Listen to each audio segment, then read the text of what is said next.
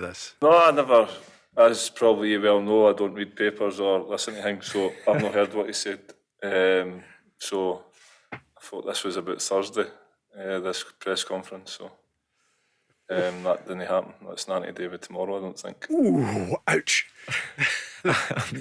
I'm not surprised with Griggs's comments there. Listen, what Connor Goldson said, I couldn't believe what I was listening when I was watching the game. The thing that annoyed me more, Rob, if I'm being honest with you, was the game was finished at half time. You're 3-1 down. Now I don't care if I'm 5-1 down or 10-1 down. I'm still going out with the mindset in the second half to try and get back into the game. And then when he's saying about some of the players have lost their hunger, look the players in the eyes in between the four walls in the dressing room and ask them the question. So that's my thinking on it. But with Alan McGregor and Griggsy, I know Griggsy really well. But he's just I can imagine he said something. There's no doubt about it, because he's vocal in the dressing room. There's no doubt in my mind about that. But I just don't think he wants to say out in the open. I mean, the one we hear constantly from people in football, and we never believe it, Davey, is we don't read papers, which nowadays translates to we don't look at websites. Yeah. You know, we don't look at the 24-hour rolling sports news on the TV that's blaring out of the screen in the corner. What I liked, what the new one from him there, Alan McGregor, was I don't listen to things, which was great. Yeah. But I mean, the Goldson comments were quite remarkable in themselves. I mean, I was in the studio here on Sunday, and you know, when Scott Arfield scores, it's game on again. Yeah. I didn't think the game was over. Even 15 minutes into the second half, I didn't think the game was over, because I thought if Rangers get a second goal here, and they very easily could have, Hibs would have panicked, I think. Now, Rangers didn't get the second goal, ran out easy winners, but it certainly wasn't over at half time. And for a Rangers player to come out and say that was astonishing. It seemed as if the difficult thing to do for Rangers was actually to get a goal before half time, and I think all of us probably watching at that stage thought this could be the trigger for a second half comeback. I thought that when Arfield scored that goal, you're going to get a lift from it.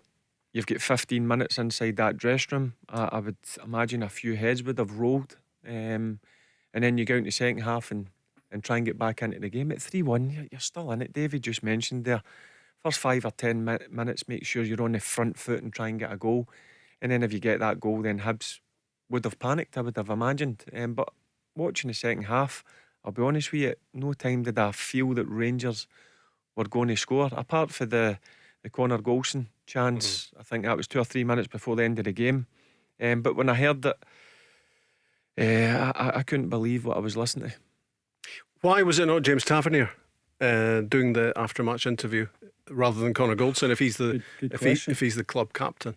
I have no idea, Rob. I don't know who is in charge of their media, their PR, or whether Tavernier maybe knocked it back. I really don't know. I heard Richard Gough speaking the other night, and he was going back to Walter Smith days and saying that Walter didn't tend to send him out when things had gone well, but if there was a bad result, Walter would say, right, you're the captain, you're out there, you deal with it. I know how that feels. You get told to do it, and it was more often through a poor performance or a poor defeat, and you get sent out as captain, as leader. You've got to face the media. You've got to face the questions that they're going to ask you.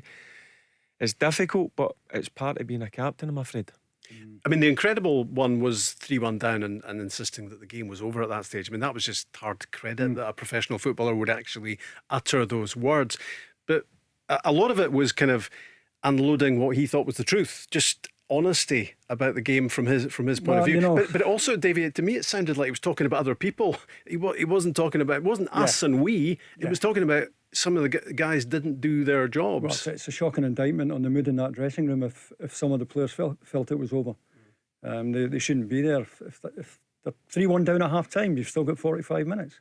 Manchester United won a Champions League in 2 minutes. And Connor Golson's putting up the white flag at 3-1 down with 45 minutes to go at Hampden, which is almost a home game for Rangers.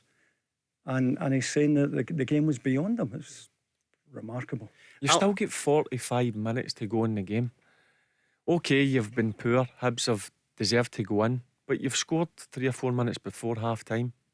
Then you've got that 10-15 minute period to go in and say a few harsh words to each other, a few heads, roll a few heads about, get into a few of them, and go out in the second half and show how much it means to you to be in a semi-final. Glasgow Rangers should be in finals. You don't get the divine right just to turn up and get put in a final. You've got to earn the right to get in the final, and I felt Rangers didn't do that. Hibs wanted it more, Davey. I felt during the game Hibs wanted it more. It looked that way for sure. I think Giovanni van Bronckhorst has to shoulder some of the responsibility here. Now, I know he was up in the hospitality area, but I mean, you can bet he has watched video after video after video of Rangers' recent performances. If I'm Van Bronckhorst up there, and I'd have been in the dressing room, if I had to do a Mourinho and go in a hamper, I'd have got myself into the dressing room at half time. But even allowing for the fact that he didn't, the substitutions were so bizarre. If I'm Van Bronckhorst, I'm on the mobile. I'm saying, Aribo. You know, I'd have been demanding to know when the substitutions were going to be made and what was going to be made. I mean, to take off Aribo, who was Rangers' best player, and Rangers ended up with 3 sitting midfield players at a time they were needing a goal. And they brought off Kent as well. I mean, and Aribo and Kent were surely the best chances for Rangers to get the 2 goals they needed second half. Look, in terms of Kent, was quiet, but he can still produce a bit of magic during the game, even if he's quiet, because when he was getting the ball, Hibs were doubling up on him, and rightly so, because he's a dangerous player. But for me, they're the 2 Rangers players that I would look at this Rangers team and think they've got a bit of magic that can produce a magic moment in a game. And Aribo, for me, has been Rangers' best player this season. And I thought he was Rangers' best player in Sunday. And you look at it from a Hibs point of view, Davey, they'd been rubbing their hands, Hibs, when they watched Aribo and Kent trooping off. Yeah, I mean, Jack Ross, I mean, Ryan Kent was quiet throughout the game, but as Barry says, he's the guy who can do something. And so is Morelos. Morelos was hopeless on Sunday. But I can understand why you wouldn't take him off, because he's liable to get you a goal. And Aribo, Kent and Morelos represent Rangers' best chance of creating something that, you know, that's going to lead to a goal. And the substitutions were woeful. Tell Alexa to launch Go Radio or listen on the Go Radio app.